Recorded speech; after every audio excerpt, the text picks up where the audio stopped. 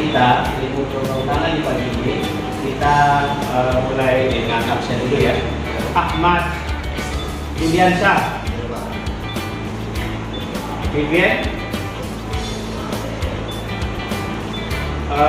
Indra. Kita kembali lagi pada mata kuliah ilmu perundangan. Hari ini kita akan mereview kembali tentang mata kuliah yang kita pelajari pada pertemuan yang lalu. Dalam rangka mereview materi ini kita harus memulai pertanyaan begitu omnibus kita ini.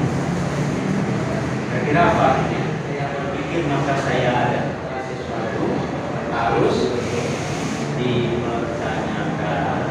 Nah, maka untuk mendapatkan sebuah ilmu pengetahuan itu kita harus bertanya pada diri kita, bertanya tentang perihal objek di dalam diri kita, maka kita akan mendapatkan sebuah jawaban.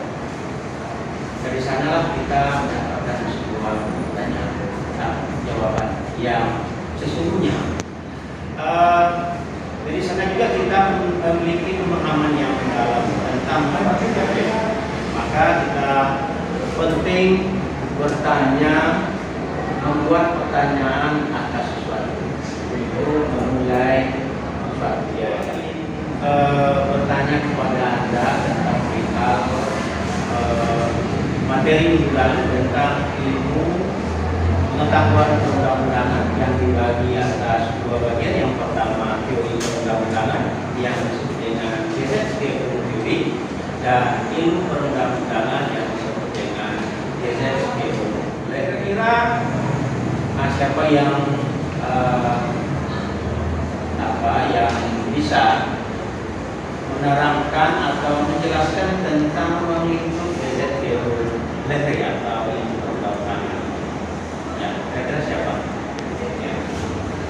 Ya, silakan. Ada?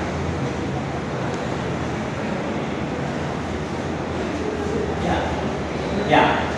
Jenis pemilihan ini lebih berorientasi kepada melakukan dalam pembentukan peraturan undang-undang itu sendiri, di mana terdiri menjadi 3 bagian, yaitu dalam proses perundangan, metode perundangan, dan juga teknik perundangan. Ya, bagus sekali ya. Ada di situ proses perundang-undangan, metode perundang-undangan, dan teknik perundang-undangan ini berbeda sekali dengan legal drafting ya. Materi Anda yang dipelajari pada pada semester sebelumnya. Jadi materi ilmu perundang-undangan ini dia lebih fokus pada 3 konsentrasi objek ya. Yang pertama objeknya atau lingkupnya adalah prosedur pembentukan, yang kedua metode pembentukan, dan teknik pembentukan. Sedangkan pada legal drafting hanya pada teknik pembentukan. Review materi minggu kemarin ini kita juga akan melakukan menguji pemahaman Anda tentang penguasaan materi minggu kemarin.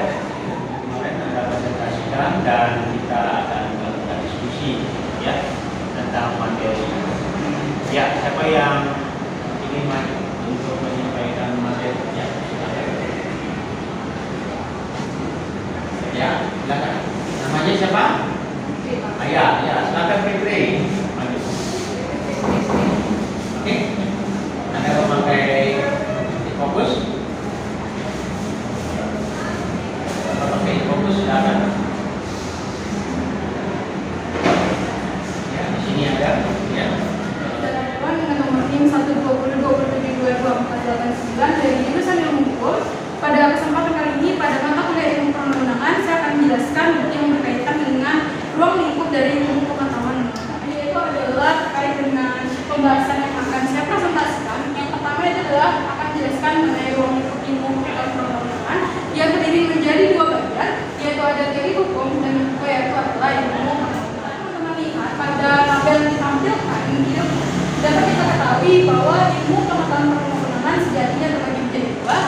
adalah teori perundang-undangan dan juga ilmu perundang-undangan. Nah, dapat saya sampaikan. Oke, ya, silakan sekarang tanya jawab, ya, diskusi, ya. Kalau ada yang mau bertanya, ya, silakan buka sesi pertanyaan. Baiklah, di sini apakah ada teman-teman yang ingin bertanya? Saya ingin bertanya, mengapa perundang-undangan itu ada yang mengatakan tidak identik dengan hukum? Justru mempunyai pendapat yang berbeda. Kalau menurut saya peraturan perundang-undangan ini adalah merupakan sesuatu hal yang identik dengan hukum. Karena kan di sini peraturan perundang-undangan mempunyai hubungan erat dengan ilmu lainnya, makanya ilmu hukum dan juga ilmu politik. Baiklah, terima kasih atas waktu dan kesempatan yang telah diberikan oleh teman-teman. Mohon maaf apabila terdapat kesalahan. Semoga yang apa yang saya sampaikan dapat memberikan manfaat bagi kita semua. Sekian, terima kasih. Wassalamualaikum warahmatullahi wabarakatuh. Seperti ini nanti kalau betul serius, ya, ini Fitri bisa ini jadi pengajar juga nih, ya, soal nanti. Jadi ditingkatkan, ya, ditingkatkan dan diperdalam materi. Sekarang kita panggil pula untuk peserta atau yang ini presentasi yang kedua. Warahmatullahi wabarakatuh. Ini kita akan membahas mengenai norma hukum. Baik, sebelum kita membahas lebih lanjut mengenai suatu judul, tentunya kita terlebih dahulu harus mengetahui apa maksud dan arti dari judul tersebut. Pengertian norma. Norma adalah suatu ukuran yang harus dipatuhi oleh seseorang dalam hubungannya dengan sesamanya. Hans Kelsen, The Theory of Law and State, membagi sistem norma menjadi dua hal, yaitu sistem norma statik dan sistem norma dinamis. Engkau mematuhi kedua orang tua, itu adalah suatu norma yang umum. Jika kita menjadi norma yang khusus menjadi kewajiban membantu orang tua di saat lagi kesusahan ataupun pada saat sakit. Diskusi yang sekarang kalau ada yang ingin berdiskusi, ya silakan. Ya, ya. Saya ingin bertanya, kenapa norma hukum itu lebih ditakuti daripada norma-norma yang lain? Jadi terlihat dari perbedaan antara norma hukum dengan norma. Apa yang membedakan antara norma hukum dengan norma? Norma hukum itu dibuat secara baik itu tertulis ataupun tidak tertulis oleh lembaga yang berwenang. Jika ada yang melanggarnya, jelas juga pada sanksinya. Sedangkan norma, baik itu norma seperti norma dan norma agama, norma kita dan lain sebagainya, itu hanya melekat pada kebiasaan-kebiasaan dari masyarakat. Kalau ada yang menambahkan, silakan ditutup. Baik, sekian materi yang saya sampaikan. Mohon maaf atas segala kesalahan dan kekurangan. Wassalamualaikum warahmatullahi wabarakatuh. Waalaikumsalam. Ya. Ada yang mau presentasi lagi? Ya, kalau ada boleh. Juga saya jelaskan tentang yang ditanya oleh siapa tadi? Anissa. Ya, kenapa norma perundang-undangan itu tidak disebut hukum dan hukum itu yang mana? Nah, itu ya pertanyaannya, itu kira-kira. Kenapa norma hukum lebih ditakuti? Enggak, yang pertama tadi. Ya, kenapa norma perundang-undangan itu bukan norma hukum? Jadi norma hal ya, ada dua pemahaman sistem, ada Eropa kontinental.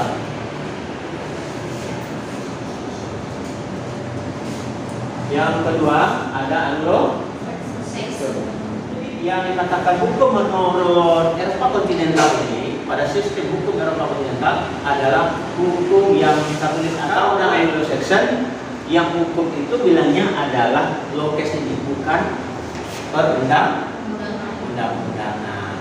Dan dalam pelaksanaan hukum di Indonesia pun sekarang dalam lembaga negara dalam membentuk hukum itu ada dalam oknum-oknum dalam lembaga negara itu yang pro pada Eropa kontinental dan pro pada Anglo-Saxon, sehingga dalam pembentukan hukum itu tidak sesuai dengan kemanfaatannya.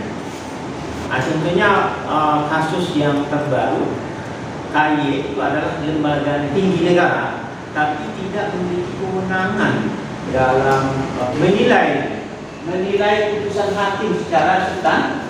substantif ya. Padahal KY itu adalah lembaga pengawas mengintegrasikan Anglo-Saxon ke dalam sistem hukum Indonesia, maka seharusnya KY dapat menilai putusan hakim secara substantif. Karena dipahami itu adalah penilaian formal. Kalau Anda kurang senang dengan putusan hakim, silakan banding, silakan kasasi. Yang kedua tadi juga pertanyaan tentang apa tadi?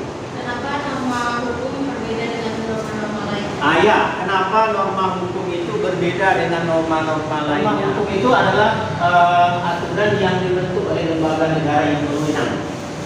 Itu yang pertama. Dan jelas juga lembaga negara yang menegakkan itu berlaku untuk semua. Ya, sedangkan norma yang secara umum itu hanya berlaku lokal atau individual. Dia tidak berlaku untuk semua orang. Misalnya hukum adat Batak itu tidak berlaku di Riau, ya. Hukum adat Irian Jaya itu tidak berlaku di Jawa.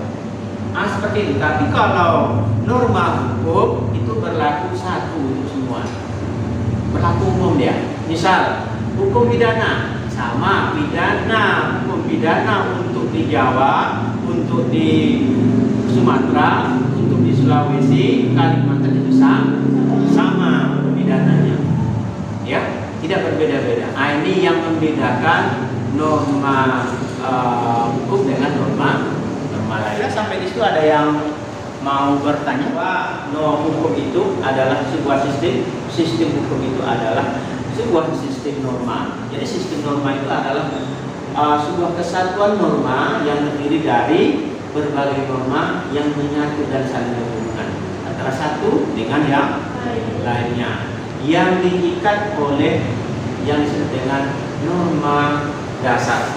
Ya, jadi norma dasar inilah sebagai alat pencipta, sebagai norma pencipta norma-norma lainnya. Maka dia norma yang tertinggi atau disebut dengan ground. Minggu depan Anda buat sistem norma menurut Hans Kelsen, Pandigaski, dan sistem norma hukum Indonesia. Apa perbedaannya antara ketiga sistem norma tersebut? Ini yang menjadi bahan evaluasi kita untuk minggu depan. Ya, saya rasa demikian ya pertemuan hari ini. Sampai jumpa kembali di minggu depan. Billahi taufiq wal hidayah. Assalamualaikum warahmatullahi wabarakatuh.